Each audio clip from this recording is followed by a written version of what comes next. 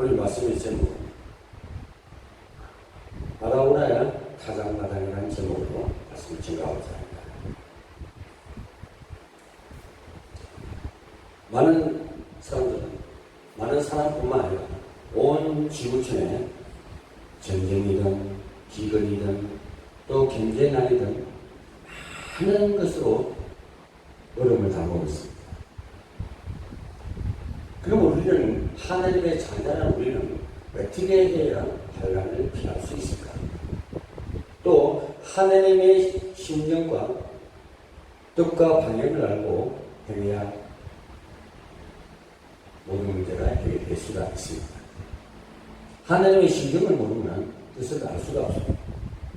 또 하나님은 어떤 계획을 가지고 가시는지 알 수도 없습니다. 심지어는 요즘에 하나님의 자녀뿐만 아니라 교회뿐만 아니라 전 세계가 하나님과 상관없는 일들로 일어나기 때문에 어려움도 오고 제약도 따라올 수밖에 없습니다. 결과는 뭐냐? 하나님의 언약을 놓쳤다. 다시 말해서 하나님의 생명의 말씀인 복음을 놓쳤다. 성경은 복음을 놓칠 때마다 하나님의 언약을 놓치고 하나님의 지시하는 것을 하지 않냐고 인본주의를 쓸 때마다 그 택하신 민족들에게 어려움을 줄 것을 볼 수가 있었습니다. 잠시 하나님의 뜻이 아닌 다시 이스라엘 인구를 조사하고 명령을 했습니다. 이건 하나님의 뜻과 상관없이 다시 인구조사가 된 것입니다. 그 결과 세 가지로 제약 중에 하나를 택하도록 했습니다. 첫째, 7년 기근입니다. 또 석 달 동안 원수로부터 침략을 받느냐, 전쟁을 당하느냐. 세 번째로 3년 동안 전염병이냐 하는 이 중에 가장 마지막 3일 전염병을 선택을 했습니다. 이 전염병으로 7만 명이라는 숫자가 죽었습니다. 지금 현재에도 아프리카에 에볼라 전염병이 있었죠. 이 전염병이 돌아가고 전 세계적으로 만여 명이 감염되고 5천 명 이상이 죽었다가 현재에도 그런데 그 당시의 전염병이 돌면 대책이 없습니다. 쉽게 얘기하면 백신이 없기 때문에, 치료제가 없기 때문에 죽을 수밖에 없는 거예요. 우리도 흑사병 같은 거 막 걸려봤죠. 홍역인가 뭐 그런 것도. 네? 그 때문에 그때 당시만 해도 대책이 없습니다.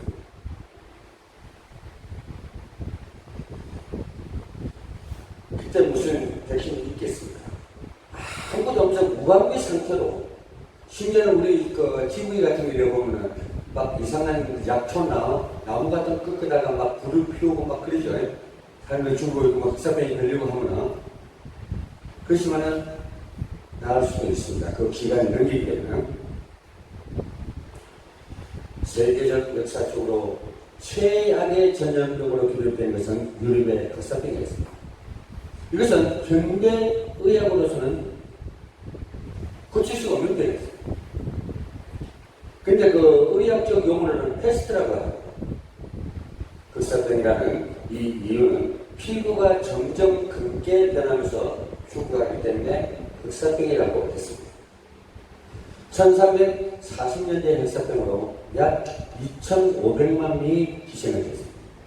이때 흑사병은 중앙아시아의 인도에서 발현하여 전파된 것으로 추정되고 있는데 그 당시 유럽 인구의 30%가 다루는 숫자가 됐습니다.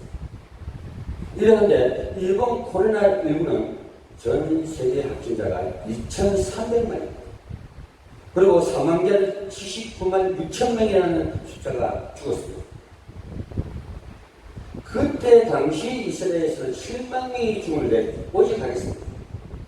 인구적으로 보면 지금 그때 당시에 비하면 엄청나게 많은 70억이 넘는 인구가 지금 들어갔습니다. 그렇다면 그때 7만 명이 죽었다면 지금 79만이 죽었죠. 이것이 뭐냐? 빨리 찬스를 잡으라는 거예요. 오늘 본문에서 말하는 것이 다윗이 인구조선했는데 하나님 뜻이 아니었다. 그래서 갓 선지자나 나단 선지자나 있었기 때문에 회개할 기회를 잡았다. 만약에 다윗이 왕인데 내 돈은 그냥 나눠놓고 아르고나가 주는 재물과 그 땅에서 만약 제사를 지냈다면 하나님과 소통이 되지 않았습니다. 그리고 질병이 끝나지 않았습니다. 그러나 그것을 안 했기 때문에 자기 소유한 50세기를 주고 아르고나 타장 마당을 샀다는 것입니다. 17절에 보면 하나님이 이 백성들이 무슨 죄가 있습니까? 제가 인구조사라고 했으니 제가 범죄를 악을 행했습니다. 그러니까 차라리 저를 치십시오. 다윗이 얼마나 다급했으면 하나님이 이런 고백을 하겠습니다. 이 장면을 보면 마치 모세가 황금 송아지 우상을 숭배한 이스라엘 백성들을 위해 기도하던 장면들이 생각납니다. 저들을 용서하시고 차라리 나 모세를 생명책에서 지워달라고 호소했습니다. 다윗의 이러한 대개의 장면은 역대상 21장 16절에서 다윗이 장로들과 함께 굵은 베옷을 입고 얼굴을 땅에 대고 엎드려 기도했다고 합니다. 국가적인 큰 재앙이 아닙니다. 그러니까 왕이 굵은 베레 옷을 입고 우리 그 사람을 만나면 굵은 옷이 그 지그시한 게 있죠. 네? 그걸 입고 하늘에 기도합니다. 납작 엎드립니다. 참 지혜로운 자예요. 기회가 왔을 때는 그냥 찬스하고는 그냥 엎드립니다. 이렇듯이 개인적인 회개 부분이 있고 공동체적인 문제가 있습니다. 국가적인 회개가 있는 것입니다. 다윗 시대는 신정체제라고 해서 종교의 정치와 분리되지 않았습니다. 지금 종교와 정치가 분리되어 있지만 그때만 해도 왕이 신성을 가지고 정치를 하고 이러고 하기 때문에 왕이 잘못하면 그 나라 민족이 망합니다. 오늘날 한국 교회가 잘못하면 한국이 어떻게 되어 있습니다. 재앙을 받게 되죠. 그렇기 때문에 우리는 지금 나단 선지자 같은 선지자 한 명이 없는 시대가 되었습니다. 만약에 갓 선지자나 나단 선지자 같은 한 사람만 있으면 지금의 이 정치 지도자를 일깨워줄 것입니다.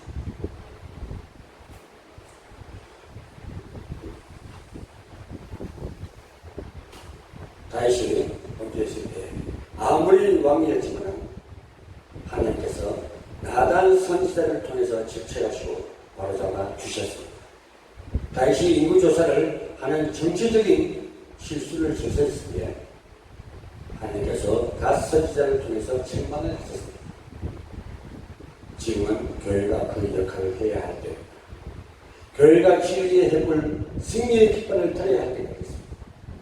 하나님의 진리의 생명과 그리고 사랑 위에 입에게는 부분이 있다면 우리가 침묵하지 말고 선지자의 역할을 해야 하는 것입니다. 그렇게 했을 때 개인, 가정, 지역, 민족이 돌아오면 사는 것입니다. 듣지 않고 계속해서 부정함과 타락에 들려갈 때 망하는 것입니다. 이것이 성경에 분명히 밝히고 있는 교리이고 진리입니다. 다윗은 하나님께 선지자를 보내 말씀하실 때 곧 회개했습니다. 그래서 회복될 수 있었고 오히려 그 위기가 하나님의 은혜로의 통로로 바뀌는 체험한 길이 되었습니다. 이렇게 다윗의 태도가 바뀌고 간절한 다윗의 호소가 하나님과 통했답니다. 갓 선지자가 다윗에게 나타나서 대책을 하나 마련해 주셨습니다.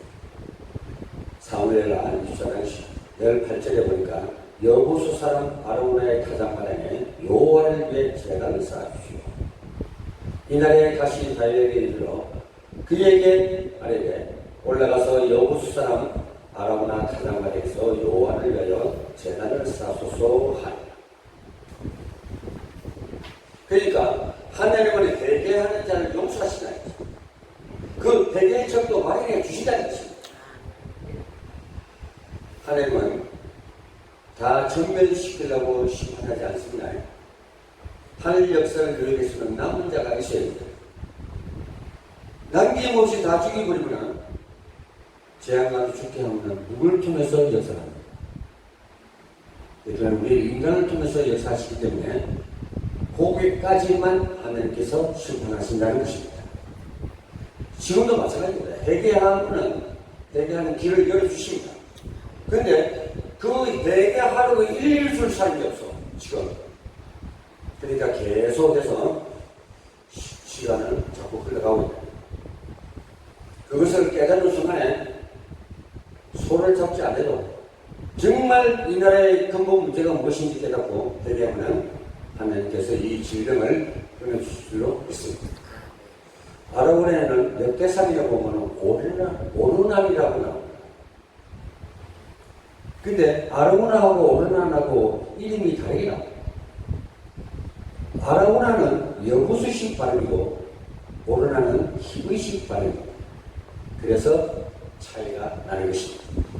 그리고 여부수는 예루살렘 원주민입니다. 아라고나 타작마당은 예루살렘 동북 쪽에 언덕에 있는 곳입니다. 그래서 다윗이 어떻게 했습니까? 그 얘기를 듣자마자 얼른 올라갔습니다.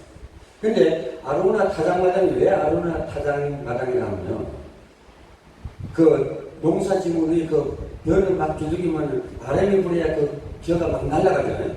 근데 아라고나 타작마당 그 언덕에는 아주 적절하게 바람이 잘 불었어요. 그러다 보니까 벼 껍질 같은 거 이런 거 타작을 하면 잘 날아갈 거예요. 그래서 벼도 잘 마르고.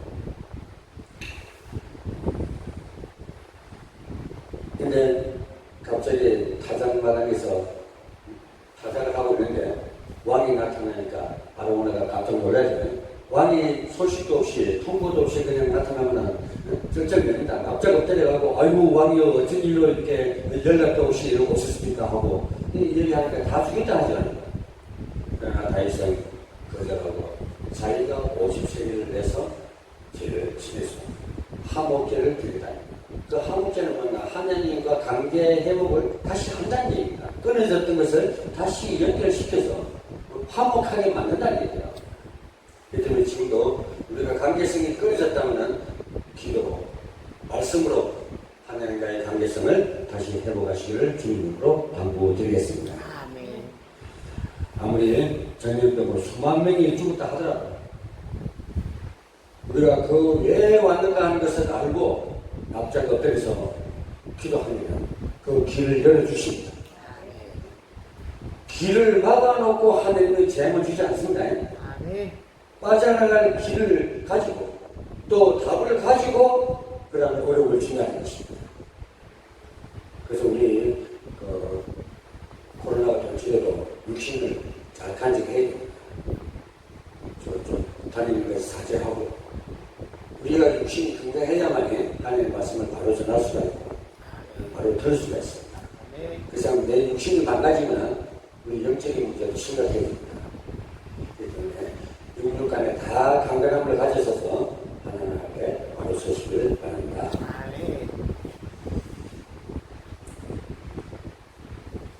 다윗은 자신이 드리는 제사니까 자신의 소유에서 값을 치르겠다는 것입니다. 그래서 다윗은 대가를 지불했고 이제는 완전한 다윗의 소유가 되었습니다. 그리고 그곳에 제단을 쌓고 번제와 화목제를 드릴 것입니다. 그래서 하나님께서 그 땅을 위한 기도를 들으셨고 재앙이 그쳤습니다. 다윗이 여호와께 제사를 드리는 과정에서 아라고나 타작마당이 알려지게 되었습니다. 그전에는 아라고나 타작마당이 알려지지 않았습니다. 지금도 아라고나 타작마당에 대해서 잘 모르는 분들이 많이 있습니다. 여호와의 천사가 나타나서 제사를 드릴 장소를 정확하게 지정해 주었습니다. 왜 그렇게 됐습니까? 이 장소가 뭔가 특별한 의미가 있는 곳입니다. 왜 그랬을까요?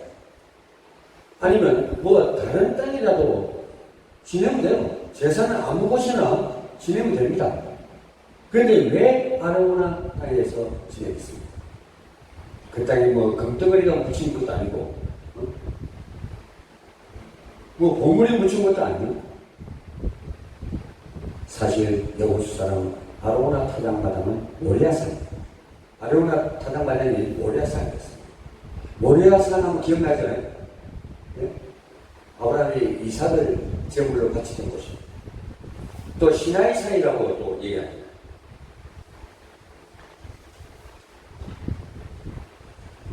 또 솔로몬이 성전에 들어가되어 예루살렘 성전, 시온성 이런 게 똑같은 말입니다. 또 솔로몬 성전이라고도 하고 하지만 그 자리에 세워졌잖아요. 역대하 3장 1절에 보면 솔로몬이 예루살렘 모리아산에 여호와의 전 건축하기를 시작하니 그것을 전에 여호와께서 그의 아버지 다윗에게 나타나신 곳이요 여호수 사람 오르나 아라우나의 타작마당에 다윗이 정한 곳이라. 여호수 사람은 원래 예루살렘에 살던 원님입니다. 그리고 타작마당 언덕 위에 있는 이유는 밀이나 보리를 타작할 때 껍질, 이 겨들이 바람에 잘 날아갔다고 했습니다. 아주 타작하기가 아주 쉬운 곳이에요. 창세기 22장 2절에 이 언덕 모리아산에 이삭이 번제물로 바치는 곳입니다. 이삭 대신에 하나님께서 친히 어린 양을 준비하셨습니다. 믿음의 확신을 본 것입니다. 아브라함이 하나님께 얼마만큼 믿음의 확신으로 그의 아들 이삭을 바칩니다. 만약에 무서운 하나님이었다면 아브라함은 맹종을 했을 것입니다. 이 믿음의 확신이 아닌 맹종으로 이삭을 바쳤다. 안 바치면 죽습니다. 오늘날 그런 분들도 많이 있습니다. 하나님 무서운 하나님에 대해서 맹종만 살았습니다. 그래서 이 율법에 묶여갖고 꼼짝바싹 못한 사람이 있습니다. 그 문제를 해결하신 분이 바로 예수가 그리스도입니다. 그리스도께서 그 묶인 자들을 풀어주셨습니다. 여호와 이레라는 아브라함의 신앙 고백이 이제 것입니다. 왜? 준비됐다. 양을 준비해놓고 이삭을 번제물로 바치려 했습니다. 이 속죄의 기능이 예루살렘 성경으로 이어졌습니다. 열왕기 3장 38절에 이곳에 주력인 후 480년 만에 솔로몬 왕이 건축 시작하여 7년 만에 예루살렘 성전이 세워졌습니다. 또 열왕기하 25장 8절 11절에 보면 예루살렘 성전은 오래가지 못하고 바벨론 왕 느부갓네살에 의해서 완전히 폐허되고 무엇보다 중요한 것은 이 대성물의 속죄물을 하나님께서 친히 준비해 두셨다는 것입니다. 결과가 중요합니다. 하나님이 보내주신 예수 그리스도가 속죄물이 되었다는 겁니다. 그 십자가 도가 그렇습니다. 우리는 하나님의 진노를 깊이 생각해 봐야 할 것입니다.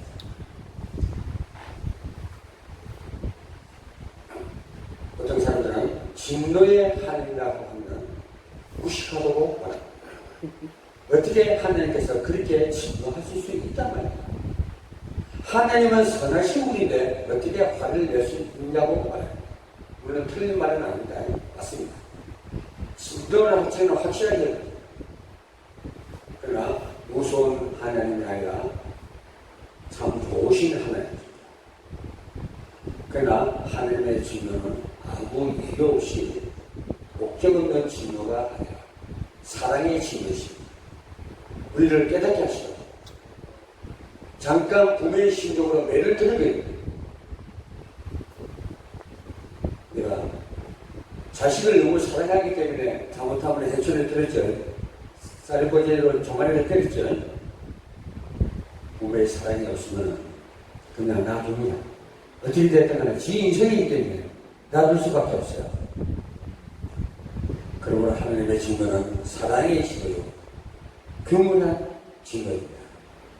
십자가 안에서 하나님의 공의와 사랑을 이루는 것입니다. 이러한 하나님의 증거는 속죄를 통해서만이 해결할 수가 있습니다.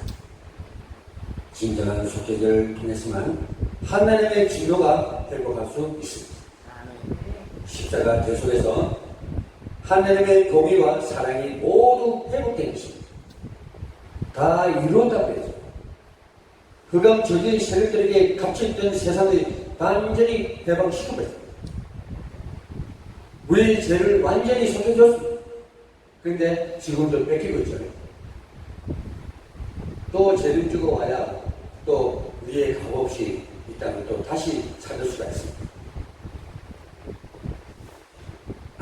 그렇다면 우리는 여기서 하나님의 크신 은혜의 승리를 보게 됩니다. 사무엘을 하늘 맞추고 열왕기로 넘어가는 시점에서 하나님께서 새로운 희망을 주시겠습니다. 아라우나 타작마다 얘기가 왜 사무엘서의 마지막에 나오는지 그 비밀이 얘기가 됩니다. 그 근본 문제가 해결돼야만이 다음 역사를 맞이하게 되고 새 시대를 만나게 되죠.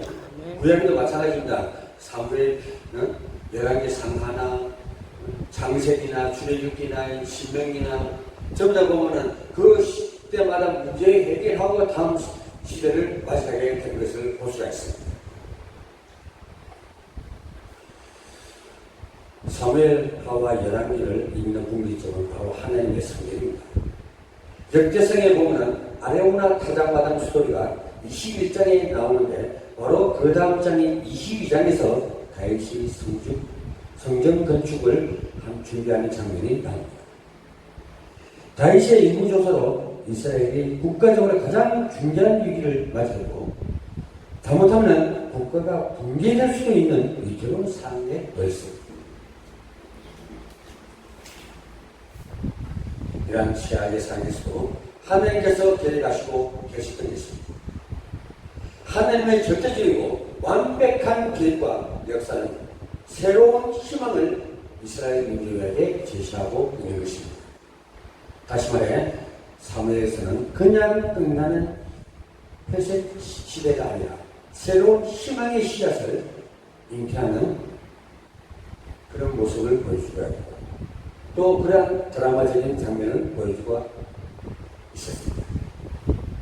7만 명이나 전역되고 죽어가는 암울한 역사 속에서도 눈으로 보이지 않지만 성경을 통해 새로운 희망을 보여주고 있는 것입니다. 새 성경을 통해 하나님의 역사가 이루어지지만 솔로몬 성전 자체가 중요한 것이 아닙니다. 왜 문을 짓는가 하는 것이 중요한 것입니다. 짓는 것은 쉽습니다. 문을 짓거나 한 번에 그냥 문을 여러분가 한 번에 진짜 아무도 침략할 수 없는 그런 여리고성이 마지막 7제 함성을 실제 문이었습니다. 그때 그 망가진 모습, 하나님의 명령을 어떻게 따르냐? 인간적인 마음으로 볼 때는 우리 아이들 유치원 선생님, 얘들아 따라와 하나 둘 셋 넷 하고 걸어가는데 보면 별 아들 다 있죠. 옆으로 빠진 애도 있고 장난치는 애도 있고 막 그렇습니다. 마찬가지로 하나님께서 저희들의 심정을 보시고 회개할 적에는 여지없이 회개의 길을 주신다는 것입니다. 우리는 이제 세계교회가 참 성경이 되어야 됩니다. 다른 교회는 어떻게 할지언정 이 세계교회만이 참 성경이 돼서 기도 소리가 끊어지지 않아요. 그래야만이 세상에서 이길 수가 있습니다. 아니 여기라도 살아남아야 한국에 영향을 줄 수가 있죠. 다른 곳가 다 죽어 있다면 살릴 교회가 없다. 그리고 하나님의 말씀을 바로 받아서 전달할 자가 없다니 오늘날도 교계에 갓 선지자나 나단 선지자 같은 하나님께 능력을 받아서 이 나라의 지도자에게 전달할 수 있는 참 선지자가 있어야 됩니다. 정치 지도자는 둘째입니다. 이 교계의 지도자가 살아남아야 한국이 아닙니다. 왜? 기도하면 들어주시고 응답하시는 하나님이잖아요. 우리가 기도만 하면 됩니다. 가서 으쌰으쌰 안 해도 됩니다. 그거 왜 합니까? 그 미련한 하면서 그 다음 세력들에게 조건을 줘서 붙잡히는 그런 신세가 되거든요. 한 가지 예를 들까요? 그 독수리하면 하늘의 황제들 아무도 당할 자가 없습니다. 사람으로서는 참을 수가 없는 동. 그런데 독수리가 땅에서 보니까 좋은 먹잇감입니다. 그 먹잇감을 막 쫓아 먹는다고 호수가 저쪽에서 오는 걸 보지를 못합니다. 고기만 보이는 거야. 그 뭐지? 먹고 있다가 잡혀서 철장 신세가 됩니다. 갇힌 자가 계실 때 제일 안타까워 하시는 분이 바로 하나님이십니다. 우리가 무지에서 우리를 넘어뜨리는 세력들에게 쏘아서 같이 넘어져 갖고 같이 죽는 것을 가장 안타깝게 생각한다는 거예요. 그래서 우리는 눈을 똑바로 뜨고 세상을 바로 봐야 돼요. 그래서 내가 저에 가면은 죽을 곳인가 살아야 곳인가 하는 것을 우리가 분별을 해야 됩니다. 그렇지 않으면 내 혼자 죽는 게 아니다. 이 백일천 목사를 따르는 사람, 함께하는 자들이 가족입니다. 그래서 교회의 담임 목사님이 굉장히 중요합니다. 그 교회가 살아냐 죽느냐, 그 교회 교육자들 살아있어야 돼요. 그리고 중직자들이 살아있어야만 그 교회가 살아납니다. 어느 때보다도 시급하게 이 세계교회가 살아남아야 됩니다. 환란 가운데 살아남은 자, 그들이 살아남아서 또 다시 역사를 이루죠. 그러한 교회가 되기를 주님도 축원드립니다. 히브리서 9장 11절에서 12절.